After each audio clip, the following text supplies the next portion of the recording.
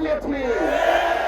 আমাদের সময় আসছে আগামী 12 তারিখে ব্যালট বিপ্লবের মাধ্যমে আবার একটি আদর্শিক ব্যবস্থাকে বাংলাদেশের সরকারে নিয়েছে। আমরা কি ইসলামী রাষ্ট্র ব্যবস্থা কায়েম করবো ইনশাআল্লাহ। এই জন্য অনেকেই তাফাইল করার জন্য চেষ্টা করছে, নির্বাচনে অনেকেই ভয় ভীতি দেখানোর চেষ্টা করছে।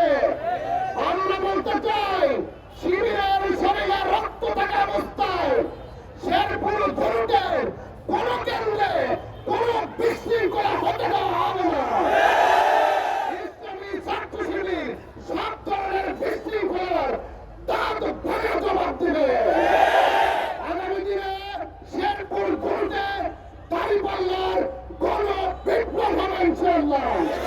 সবাইকে সেই বিপ্লবে অংশগ্রহণ করার আহ্বান জানিয়ে আমার কথা শেষ করছি। আসসালামু আলাইকুম ওয়া রাহমাতুল্লাহ।